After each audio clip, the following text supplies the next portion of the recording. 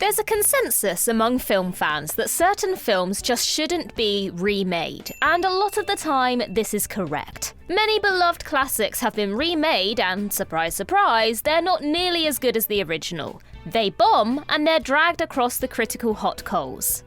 But that doesn't necessarily mean they should be banished for good. Some are good, harmless fun, have something more relevant to say now, are artistically significant in their own right, actually improve on the originals in certain areas, and were unfairly and lazily dismissed in the first place. Not all of them are exactly masterpieces, and none can be said to be outright better than the original, but they all pack a good reason to return to them and take another look. So with that in mind, I'm Ellie for Whatculture, and let's discuss these underrated movie remakes that deserve another look. Starting with The Omen. Given Richard Donner's beloved original Omen sparked a whole franchise and made Damien the Devil's Son Thorn a household name, remaking it was always going to be a big task. Even with a stacked cast, horror audiences were broadly opposed to John Moore's version long before anyone had seen a cell of footage. The film fared well at the box office but did not go down well with the critics, and given it's a direct remake of Donner's film, all the unfavourable reviews wanted to talk about at the time was how it didn't stack up. With enough distance from its release, almost 20 years, it is easier now to return to Moore's Omen and see what makes it great. The plot is familiar, sure, but this version has a grim sense of danger to it and a cold palette to match. And the acting and staging similarly skews towards realism, eschewing the gothic formality of the original. The Day the Earth Stood Still. Robert Wise's original is a sci-fi classic. The Scott Derrickson remake is, not. For the 2008 remake, Keanu Reeves stepped into the role of Klaatu, an interplanetary alien envoy sent to try and save the Earth from human-inflicted ecocide, and it did not go too well. Critics recognized the film's reverence for its source material, but that didn't stop them from savaging it. Pretty much everything that could be criticized was, but all sources seem to agree on one thing. The story was slow, meandering, and just not up to scratch. Be that as it may, and it may, Derrickson's Day the Earth Stood still has some delights to offer genre fans. First and foremost is Reeves' casting. It's widely acknowledged that Keanu is made of at least 50% wood, and that is what makes him so perfect as Klaatu. He is a stoic, blunt, and unemotional alien acclimatizing to Earth in real time, and his blank acting style sells it. The scale of the thing is also impressive and still looks good, the effects delivering on its promises. Plus, the ecological bent of the story feels prescient as ever, with a staying power that far outmatches the original's Cold War theme. The Jackal. Michael Caton Jones's The Jackal adapts the 1973 film The Day of the Jackal, itself based on the 1971 novel by Frederick Forsyth, and stars Bruce Willis, Richard Gere, and Sidney Poitier in an action thriller conspiracy plot that failed to ensnare the critics. Willis stars as the titular hitman, a ruthless ex-KGB asset who has been hired to assassinate the US First Lady for $70 million. Richard Gere is Declan Joseph Mulqueen, an ex-IRA sniper whom the feds believe can foil the plot. Carnage ensues. Now, people didn't really like it when compared to the 1973 film, and it does have its flaws. Gere's accent, for example, is shocking, and if you boil it down, the plot is effectively the same as every Tom Clancy or Robert Ludlum adaptation. But contrary to most assassin movies, which either pitch from the side of the killer or have them crop up every now and again as a fly in the ointment to keep the plot moving, The Jackal wedges us somewhere in between, and as a result is genuinely exhilarating. It's as much 90s zeitgeist as Leon or Fight Club, and every scene involving the Jackal's long-range heavy machine gun deserves its place in the action canon. Godzilla. Roland Emmerich is not a name associated with high art, but we'll be damned if he hasn't made some of the most popcorn-ready movies of the past few decades. But while everyone agrees on the entertainment value of the likes of Independence Day, the director's take on Godzilla is another matter. Technically more a remake of 1953's The Beast from 20,000 Fathoms than 1954's Godzilla, although Godzilla 54 was heavily inspired by The Beast. Godzilla 98 is the first incarnation of Godzilla to feature in an American-made film, and takes the big saurian beastie into New York for a spot of chaotic fun. But folks didn't like the monster design. They didn't like the lack of the kind of thematic messaging the original had, re nuclear warfare, and the critics destroyed it. But it remains deeply nostalgic for anyone who was young at the time, with an iconic look that sets it apart from most other Godzilla movies. Show any 90s kid a few frames of Godzilla 98's floodlit New York City in the rain, and they'll know exactly when and where they are and what's about to come stomping round the corner. The monster has since been retconned, so it's technically not Godzilla, but some other large dinosaur type thing. But that's beside the point. What matters here is that the film gives an authentic Godzilla experience for those willing to try. Total Recall. Len Wiseman's Total Recall remake hit cinemas and then bargain bins like lightning, leaving many of us wondering if it ever actually happened. But happen it did, bringing the original story into a 21st century where chemical warfare has devastated the planet, a gravity elevator runs through the Earth's core, companies can implant fake memories for cash, and Colin Farrell's factory worker Douglas Quaid finds himself at the center of a grand conspiracy, uncertain if he really is who he thinks he is, or if he's living a life of captivity, subversion, and control. Visual aesthetic aside, Paul Verhoeven's 1990 original isn't quite as great as you remember. And if you like your sci-fi cold and shiny rather than body horror red, the remake is the one for you. The same ideas and story are present, although the remake's major faux pas is removing the uncertainty of the original. But it is a winner on several other fronts, especially, it should go without saying, as Colin Farrell is a far better actor than Arnie, and Bryan Cranston does an excellent turn opposite him as malignant baddie Chancellor Vilos Cohagen. All in all, it is difficult to deny that the remake has plenty going for it and is a solid sci-fi action thriller in its own right. House of Wax. Dismissed by many as another noughties retread that drafted in big names like Chad Michael Murray and, perplexingly, Paris Hilton, Jarmo Koletsera's House of Wax has more staying power than these bare facts suggest. The film only just broke even by Hollywood accounting standards, and critics gave it less than a fair hearing. But as a fun, no-stakes slasher, it has everything you could want. House of Wax follows a group of college pals to a town with an old wax museum, watched over by a pair of insane twin brothers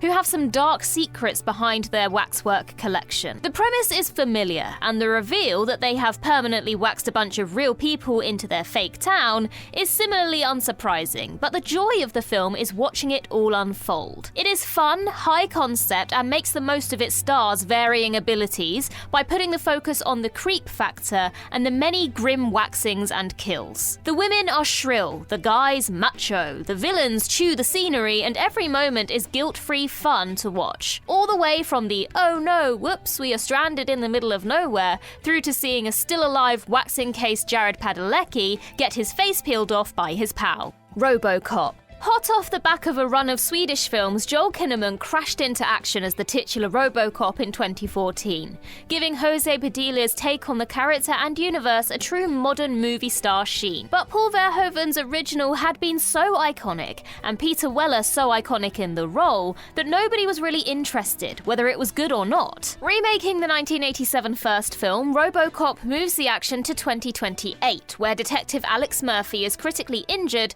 and becomes a cyborg police officer who is nigh unstoppable but struggles existentially, not knowing where the man ends and the machine begins. It made enough money on release, but the reception to the film overall was lukewarm, killing ideas of a new franchise and sending this one down the back of the sofa. Well, it's about time to dig it out because 2014's Robocop looks good, makes the best use of the CG advancements since the original to upgrade the action, weaponry, battles, and chase sequences, and features Gary Oldman, Michael Keaton, Jackie Earle Haley, and Samuel L. Jackson. Nobody is aiming for an Oscar on this one, but that's to its credit, and while it may lack the satirical bent of its source, the occasionally OTT performances keep things fun enough to make it worth revisiting. Bedazzled.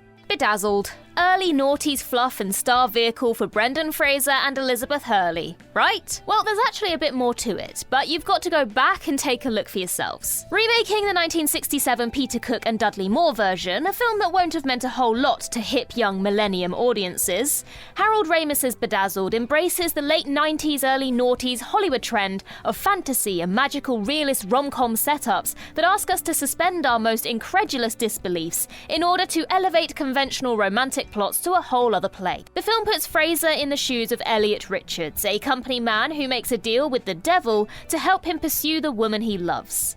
The device to get there is wishes, and needless to say, few of them go to plan. Now, naturally, this Americanized picture could never live up to Cook Moore's cracking British satire, but it arguably never tried to. Ramis used the star power behind his film to get everybody on board, and then directed it into absurdity, with a series of standout scenes and set pieces that throw Fraser and Hurley around the globe and beyond, milking the premise for all it's worth. It's an overlooked romp from a master of comedy, and is timeless enough to reward repeat viewing. Meet Joe Black. ITV viewers will remember Meet Joe Black from every other Sunday afternoon throughout the noughties, a position which unfortunately turned it into background noise for even the most dedicated audiences. Its quick and firm transition to TV was in no small part due to its combination of recognisable stars in Brad Pitt and Anthony Hopkins, lukewarm critical reception, and lack of significant box office returns, but also its ability to fill a big programming slot running at just over 3 hours. And of course, the length was one of the reasons it wasn't more widely seen or accepted by audiences who are usually suckers for this sort of thing. Death finds himself temporarily earthbound when he trades businessman Bill Parrish a few days of extra life for some roaming time finding out what it's like to be human, all while Bill's daughter Susan falls head over heels for him. Based on Death Takes a Holiday, Meet Joe Black actually manages to improve on the original in several key ways, not just with a bigger budget and more lavish scenes, but by making death a lighter and more relatable subject. It's romantic, it's heartwarming, and if you can park the afternoon telly feeling, it's well worth another watch. Ghost in the Shell. Rupert Sanders brought Ghost in the Shell into the real world in 2017 with Scarlett Johansson as Major Mira Killian, a brain in an artificial body whose position as a hyper-efficient counter-terrorism operative brings her face-to-face with her true past. A past she can't remember, shrouded in conspiracy. Now, as Ghost in the Shell is one of the most celebrated animes of all time, it was always going to be a tough sell. The film was good enough not to bomb and made its money back, but due to the comparisons it couldn't help but draw, it received a middling to bad appraisal from critics, and was neither a breakout success nor went down in history. But that doesn't mean we shouldn't take another look. Fact is, Sanders' film is pure spectacle, but not just pure spectacle, as it does an admirable job of making the surreal source material look and seem credible in live-action format. It's uber cool, the effects blend pretty much seamlessly, and the characters by and large feel true to the source. Yes, Killian should have been played by an Asian actor, and the plot is very familiar. But if those are the biggest gripes we've got, and they are, then we're doing well. The Stepford Wives. Ira Levin's The Stepford Wives has never had a perfect adaptation, with filmmakers either being too faithful to the source or deviating too far. Brian Forbes' 1975 version is in the former camp, although most consider it to be the definitive adaptation. Frank Oz waited until 2004 to remake it. By the time Stepford Wives had entered common parlance and everyone had their own vision of what it should be. The 2004 Stepford Wives sees Joanna and her husband Walter move to Stepford after Joanna's career falls to pieces, where life is a neo-trad dream and the women are controlled by nanochips in their brains. Unfortunately, audiences weren't fussed for it. It didn't break even, and critics dragged it through the mud. And yet, Oz took the original and the novel and struck a totally different tone, making something genuinely funny and highlighting the plot's absurdity. It is something of a slapstick romp and lacks the sinister overtones of the original, but this is precisely why it works. The characters feel more lived in, especially Joanna, and the film has an even stronger gender focus, portraying the men as weak and jealous of their high-powered wives. The film's only major flaw is that it doesn't know when to stop. Nevertheless, it's ever more relevant today and is definitely worth a rewatch. Psycho. Gus Van Sant drew the ire of everyone when he made a shot-for-shot remake of Alfred Hitchcock's horror classic Psycho, starring Vince Vaughn, no less. The art house experiment put Vaughn in place as the monstrous Norman Bates, and crafted around him a film that challenges the source with new bursts of colour and consciously different direction. But audiences weren't ready for it in 1998, and even if it had enjoyed a wide release, it would have been ignored and dismissed all the same. And sure, there's an argument to be made for why one would want to remake a film most people consider perfect, but if Gus Van Sant ever asks why, he might never have filmed a frame of anything. Using the original material, each actor in a killer cast featuring William H. Macy, Viggo Mortensen, and Julianne Moore manages to put their own spin on the parts, although Vaughn's is the most interesting. Indubitably encouraged to do so by Van Sant, he gives Bates a campness that gives another dimension to his cross-dressing, while also driving into his performance a neuroticism that suggests an unsound mind. This effectively splits the fact of his Oedipal complex and psychopathy into separate areas. One is sexuality, the other mental illness, running against the original's problematic conflation of the two. Solaris. Andrei Tarkovsky's psychological sci-fi opus Solaris is often listed alongside Kubrick's 2001 as being one of the most significant and impactful contributions to the science fiction cinematic canon of all time. Steven Soderbergh's 2002 made George Clooney starring Remake is not. The former film won the Grand Prix Special de Jury at the 1972 Cannes Film Festival, as well as being nominated for the Palme d'Or. The latter didn't make back its budget. But some 23 years after Soderbergh did the unadvisable, there are a few good reasons to return to his corner of space. Clooney stars as Dr. Chris Kelvin, a clinical psychologist who is sent to a space station orbiting the mysterious planet Solaris. Once there, he finds a skeleton crew, several bodies in the morgue, and the spectre of impossible people haunting the ship, including his own dead wife. While this version is not as existential or cerebral as its predecessor, there is more than enough to ponder while watching beautiful shots of beautiful people in a beautiful part of the universe. Soderbergh repackages the avant-garde classic as a romance, avoiding the American habit of just remaking the film in English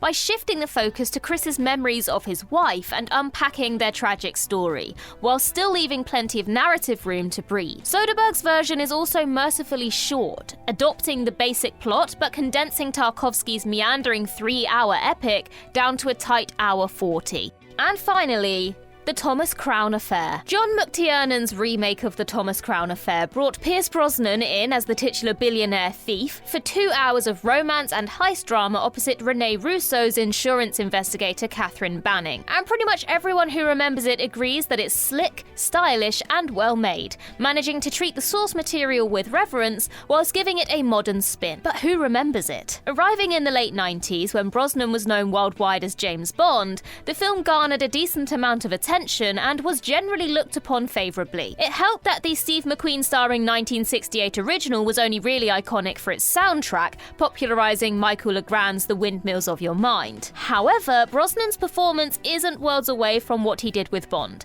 and this had a double effect.